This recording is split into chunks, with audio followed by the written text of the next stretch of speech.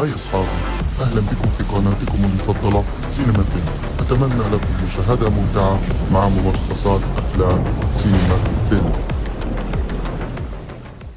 بيبدأ الفيلم في أمريكا اللاتينية في دولة المكسيك، وبتكون عمليات خطف الأطفال وطلب فدية بالملايين من أهاليهم بتحصل تقريبا كل ساعة. ولما بيحاول حد من أهالي الأطفال المخطوفين إنهم يستنجدوا بالشرطة، عصابات الأطفال بتعاقبهم وبتقطع عضو من أعضاء جسم الطفل زي صباعه أو جزء من ودانه. وبنشوف كريس الأمريكي وهو في طريقه للمكسيك عشان يزور صاحبه راي، وبيقعدوا يتكلموا مع بعض كتير. وبنعرف إن كريس بقاله فترة عاطل عن العمل وبيمر بظروف مادية صعبة. وبيسأل كريس صاحبه وبيقول له: تفتكر ربنا هيسامحنا على اللي احنا عملناه زمان؟ وبيرد عليه راي وهو حاسس باليأس وفهمه ان ربنا مش هيسامحهم. وفي نفس الوقت بيكون رجل الاعمال سامويل قاعد في الفندق مع جوردان المحامي بتاعه، وبيتكلموا عن حوادث الاختطاف اللي بتحصل في الفترة الأخيرة. وبيعرف سامويل من المحامي بتاعه ان اخر عملية خطف حصلت كانت لطفل، والعصابة قطعت ودانه لان اهل الطفل حاولوا يبلغوا عنهم. واقترح على سامويل انه يعين حارس شخصي ليه ولعيلته لان عمليات الخطف زادت في الفترة دي. لكن سامويل فهمه ان عنده بوليس التأمين كويسة ضد الخطف بس لسه ما جددهاش.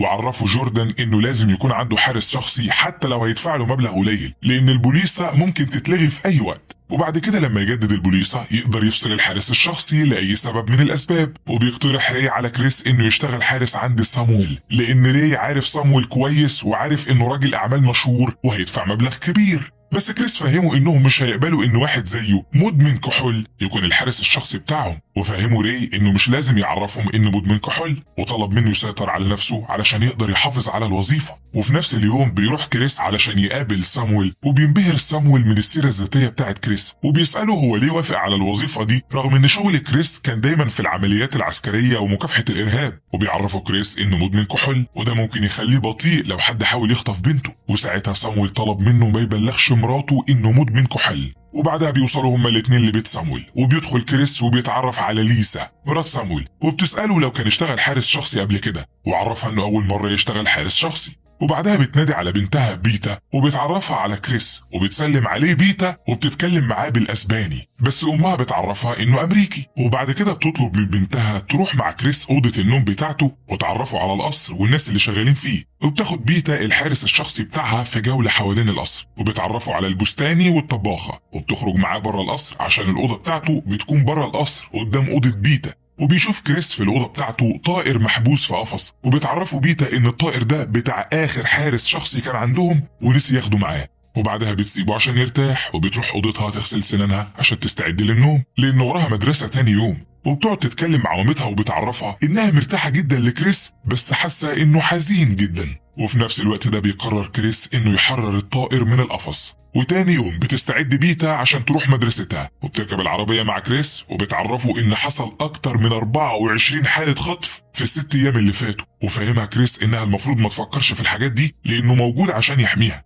ولما بتوصل بيتا المدرسة بيدخل معاها كريس وبيمضي على دفتر الحضور. وساعتها بتشوف بيتا مديرة المدرسة بتاعتها آنا وبتعرفها على كريس وبتسيبهم وبتدخل الفصل بتاعها. وبيتكلم كريس مع المديرة وبتفضل تلومه إنه كان السبب في تأخير بيتا على الحصة الأولى. وبيعتذر لها كريس وبيعرفها إنه ما كانش لسه عارف الطريق، وبيودعها وبيسيبها ويمشي. وبيروح كريس يلف في شوارع المكسيك شوية لحد ما بيجي ميعاد خروج المدارس، وبيروح يجيب بيتا وبيركبوا العربية علشان يرجعوا البيت. وهم في الطريق بتتكلم بيتا مع كريس وبتلاحظ حروق على ايده وبتسأله عن سببها. وحاول كريس يخدعها وفهمها انه اختلاف خلقي، واستغربت بيتا جدا وفهمته انها حروق وانه بيكذب عليها. وبيتعصب كريس عليها وعرفها انهم مش صحاب عشان تتكلم معاه في امور شخصية وانه مهمته يحميها بس. وبتتضايق بيتا منه جدا وبتستنى لحد ما تيجي إشارة مرور والعربية بتقف، وبتنزل من العربية وبتركب في الكرسي اللي ورا. ولما بيوصلوا البيت بتروح ليسا تتكلم مع كريس وبتسأله عن أخباره مع بيتا، وبيقول لها إن وظيفته يحميها وبيتا عاوزاه يكون صاحبها. وبيعرفها إنه مش شخص اجتماعي ومش بيحب يتكلم كتير مع الناس. وبتعتذر له ليسا من تصرفات بنتها معاه وبتفهمه إنها مجرد طفلة وبتحب يكون عندها أصحاب وتتعرف على الناس. وبتبلغه إنها هتروح معاهم في العربية بكرة وهو بيوصل بيتا للمدرسة.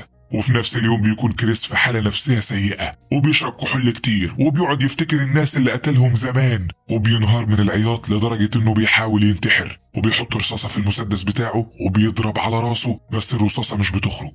وتاني يوم بيروح كريس علشان يوصل بيتا تمرين السباحة بتاعها، وبيلاحظ وهو في الطريق ان في عربية ماشية وراهم، وبيطلب من بيتا قلم رصاص عشان يسجل رقم العربية ومواصفاتها في ورقة، وبتكون بيتا هي كمان بتسجل ملاحظات العربية دي في الدفتر بتاعها. وبعد ما بيوصلوا التمرين بيراقبها كريس وهي بتسبح، وبعد ما بتخلص بيعرفها انها سباحة قوية، بس بيتا بتعرفه ان عمرها ما كسبت. وبيتكلموا بعدها في العربية وهم راجعين للبيت، وبتحاول بيتا تعرف منه المفروض تعمل ايه عشان تكسب في السباحة، وبيديها كريس نصايح علشان تقدر تفوز في مسابقة السباحة. وبيكون ميعاد المسابقة بعد 3 أسابيع. وفي نفس اليوم بالليل بتنادي بيتا على كريس من شباك اوضتها، وبيقعدوا يتكلموا، وبنلاحظ ان العلاقة بينهم بقت ألطف وبيتكلموا مع بعض اكتر. وتاني يوم الصبح بيودع سامويل وليسا بنتهم بيتا لانهم مسافرين في شغل كام يوم وهيسيبوها لوحدها في القصر مع كريس. وبيحاول كريس انه ما يحسسش بيتا بغياب امها وابوها، وبيدربها على السباحة في حمام السباحة بتاع البيت، وكمان بيساعدها في حل الواجب بتاعها، وبيقعد يشرح لها الدروس اللي خدتها في المدرسة. وبتقول بيتا نكتة لطيفة لكريس وقعد يضحك عليها، ولاحظت بيتا ان كريس ضحك لأول مرة من ساعة ما عرفته، وفرحت جدا انها خلت كريس يضحك. وبعد كام يوم بيرجع سامويل وليسا للبيت وبيكونوا جايبين كلب هدية لبيتا، وبتفرح جدا وبتلعب بيه طول اليوم.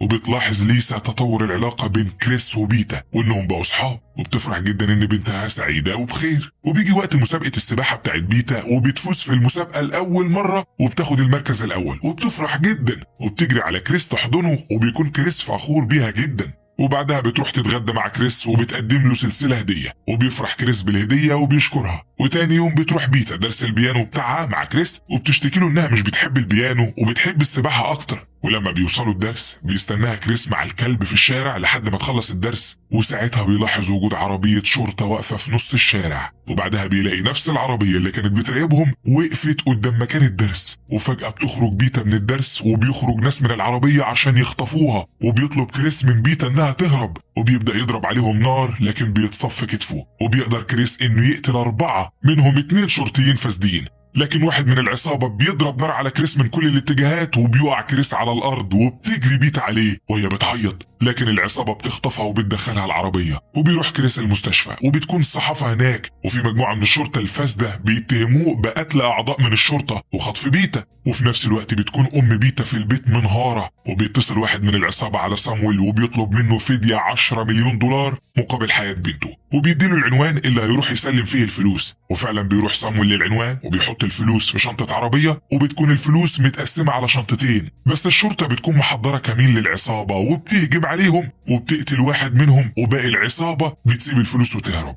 وبعدها بيتصل الراجل اللي خطف بيتا على سامويل وبيقول له انه هيقتل بنته عشان هو غدر بيهم. وفي نفس الوقت بيروح مدير التحقيق ميجان اللي ماسك قضية كريس، وبيهرب كريس بره المستشفى لانه عارف انه مظلوم وان الشرطة اللي قتلها كانت فاسدة. وبيروح راي مع كريس في بيت مهجور محدش من الشرطة يعرف مكانه عشان كريس يكمل علاجه. وبيتصدم كريس لما بيعرف ان العصابة قتلت بيتا، ومسك السلسلة بتاعتها وفضل يعيط على موتها. وبيروح ميجان بيت كريس وبيعرفوا ان الشرطة الفاسدة دي محمية من مجموعة اسمها مجموعة هيرمان داد. وبعد فترة لما كريس بيبدأ يتحسن بيقرر انه هينتقم من الناس اللي خطفوا بيتا وقتلوها، وبيروح للمكان اللي بيتا اتخطفت منه وبيحاول يرجع بالزمن ويفتكر تفاصيل خطف بيتا. وفجأة بتظهر قدامه صحفية اسمها مارينا، وبتعرفه انها هتساعده وتكشف فساد مجموعة هيرمان داد، وبتسيب له رقمها عشان يتواصل معاها. وبيتكلم كريس بعدها مع راي وبيطلب منه ياخدوا الأوضة بيتا في القصر. ولما بيروح الأوضة بيفتح دفتر الملاحظات بتاعها وبيلاقيها كاتبة نمرة العربية اللي كانت بتراقبهم، بس بتكون النمرة ناقصة رقم 1.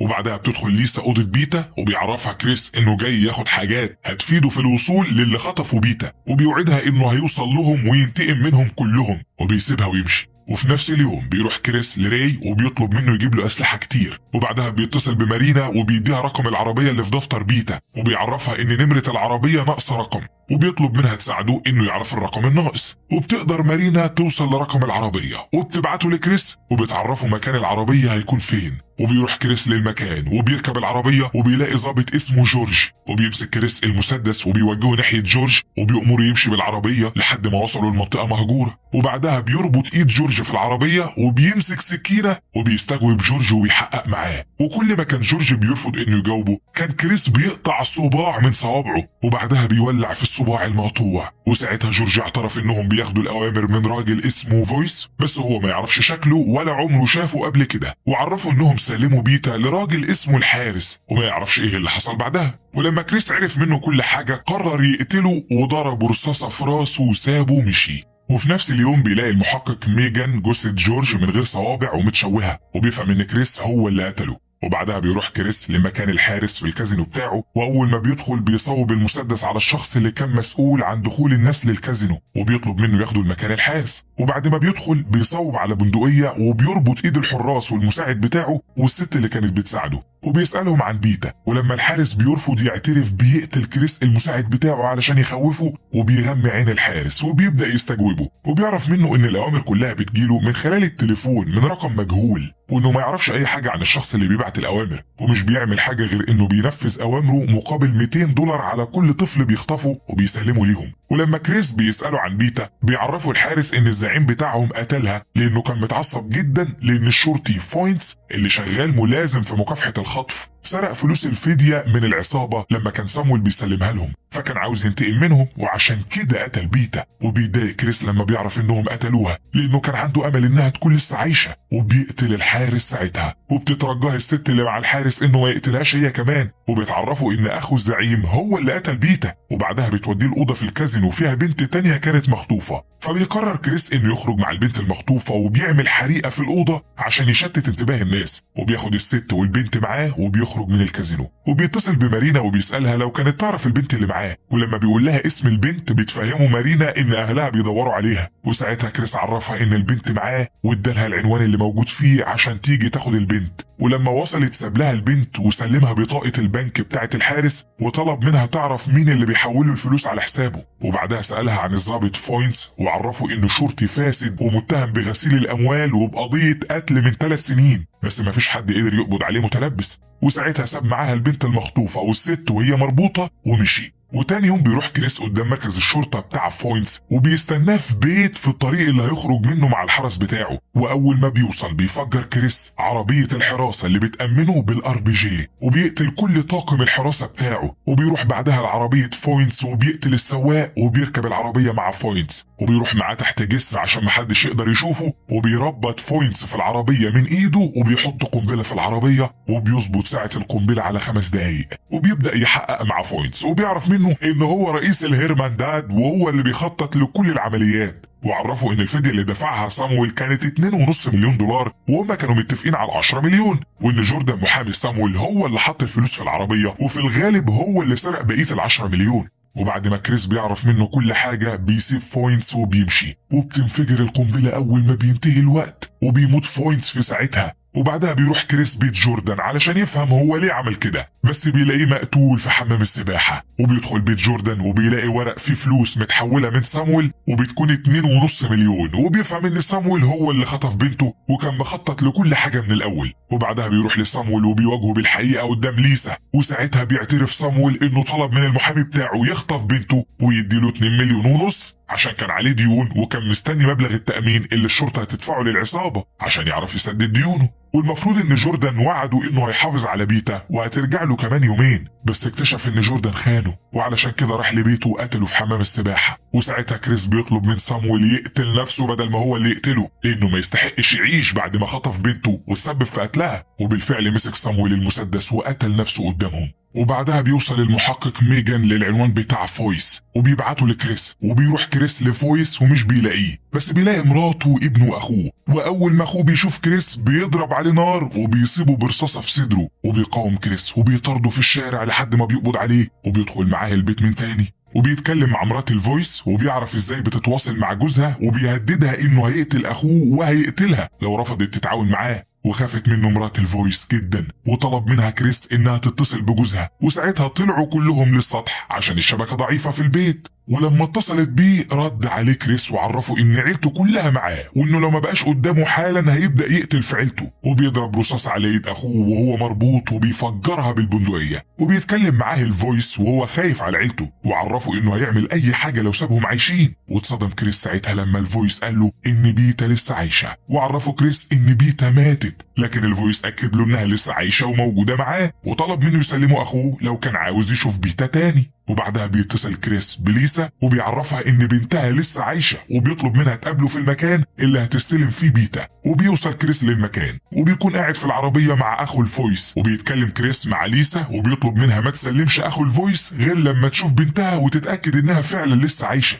وبعدها بيروح كريس عشان يقابل العصابة، وبيشوف بيتا وهي بتجري عليه وبتحضنه وهي بتعيط، وبيكون كريس بيقاوم بسبب الرصاصة اللي اخو دانيال ضربها عليه. وبيسلم على بيتا للمرة الأخيرة وهي بتعيط، وبيطلب منها تروح لأمها وما تبصش وراها. وبيروح كريس للعصابة وبتنفذ بيتا كلامه، وبتروح لأمها وبتحضنها وبتبص على كريس لآخر مرة لأنها عارفة أنهم هيقتلوه. وبعدها بيركب كريس العربية مع دانيال والعصابة، وبيبص على بيتا وهو متأثر لأنه هيفتقدها، وبيموت في ساعتها من غير ما حد يلمسه بسبب الرصاصة اللي في جسمه. وبنعرف ان الفيلم ده قصة حقيقية، وان الفويس اتقتل بعدها على ايد الضابط ميجان، واتقبض على بقية افراد العصابة.